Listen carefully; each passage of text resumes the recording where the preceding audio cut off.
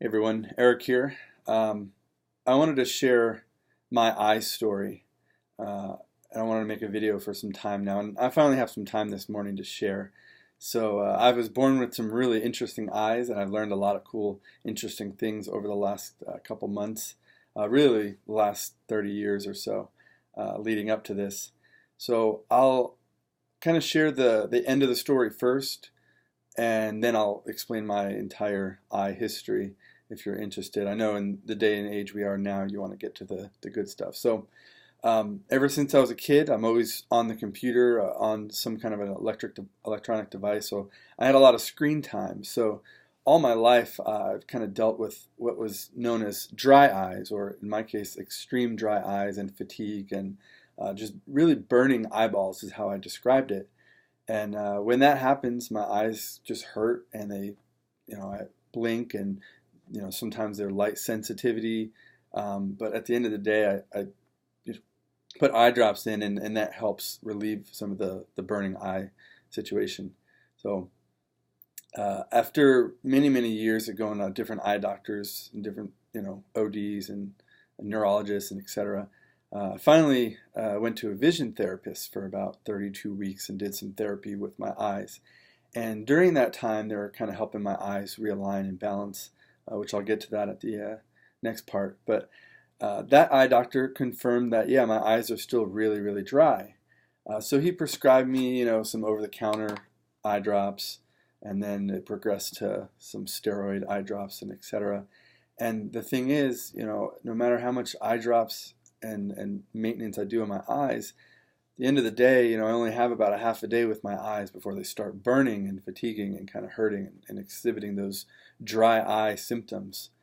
So that eye doctor, actually, that vision therapist doctor, referred me to the number one eye doctor in Orlando. I'm in Florida here. So went to the doctor, and he found two interesting things that nobody's ever told me. One is behind your eyelids, there's actually ducts, kind of like your skin, or excuse me, pores, kind of like how your skin has pores. Behind your eyelids, there's actually pores. And when he looked all through my eyes with the lights, and really, really did a thorough evaluation of my eyeballs, he basically let me know that underneath my eye ducts, they are clogged. All 50 ducts under each eyelid, there's about 50 ducts in each of those eyeballs or eyelids. In my particular case, they were clogged. So I said, well, how do I fix that? And he said, it's simple. In the morning when you wake up, at night when you go to bed, and maybe even in the shower, just gently massage your eyeballs, your eyelids. He said, normally, any eye doctor will tell you, don't ever touch your eyeballs or your eyelids. It's not good for your eyes. But in your specific case, I want you to massage your eyelids. And that's going to actually help squeeze out the stuff that's kind of clogged and blocked up. So I started doing that, and within literally the first 24 hours of me massaging my eyelids, I actually woke up in the morning with crust in my eyes, also known as like the Sandman. The Sandman came, or the sleep. You still got sleep in your eye. And what was really interesting about that, actually, that next couple of days after I started massaging my eyelids, was really interesting is that almost every morning I'd wake up with the crust in my eyes. And over the course of 30 plus years, I've had it happen a few times, maybe a handful total. So as I continued to do that, as well as there were some follicles or like an possible eye infection, so he gave me some antibiotics as well. But in the course of a few weeks of just massaging my eyes, I went back to that dry eye specialist, and I let him know, like, I think 95% of my symptoms are gone. Like, my eyes feel a lot better now. And then I was explaining the Sandman coming almost every night, and basically he explained that because my eye ducts were blocked, it wasn't giving my eyes the nutrients it needed. And at nighttime when you're sleeping, you're going through REM sleep, you're not actually blinking and removing your tears, your nutrients. So over time, throughout the night, you're actually, a healthy eyeball is going to have that sleep in their eye, or that Sandman coming. So I thought that was the craziest and the coolest thing. All these years of me suffering in silence with my eyes burning, and all I have to do now is just massage my eyeballs, and 95% of the time now I'm really really good. So I'm not a doctor, I'm not an eye doctor, but I will say if you experience any kind of dry eye symptoms, you really don't need eye drops. Your eyes will actually provide the nutrients that you need, um, as long as the eye ducts, the ducts underneath your lids are not blocked like all 50 in each eye were for me. So I wanted to share that first and foremost. Now, how did we get here? Well, just a little history about my eyes. So when I was born, ooh, there's a fly. When I was born, my mother, she said that my eyes were crossed. So when I was one, they had one surgery to make my eyes straight, and then when I was 2 years old, they had another surgery to make my other eye straight. Well, throughout my life, I would go to the eye doctor. Ooh, got that bug. I'd go to the eye doctor, and I would fail the vision test because usually, you have to go one eye and then the other eye, and then they kind of calculate your 20/20 vision. And this eye actually shakes, so I have like an astigmatism. And honestly, the eyes, they don't really work well without the other. And that's a result of my surgeries as a child. Um, so while I grew up with glasses, I always felt like I didn't need them, and I always took them off for the most part. And after high school, I stopped wearing glasses for a good 10 years, 12 years, uh, before I had to, or I was told I had to by the DMV. So in Florida, every 10 years or so, you have to go into the DMV to renew your driver's license and get a new picture, right? So I go there within about a month before my license is going to expire, and I actually had to put my head into the little machine to do the vision test. Well, sure enough, I failed. I couldn't see the left side because of this eye is turned off. So I actually had to go to the eye doctor. They wouldn't let me renew my license. So I immediately scheduled an appointment with the eye doctor. And that particular eye doctor, he was a vision therapist or vision specialist.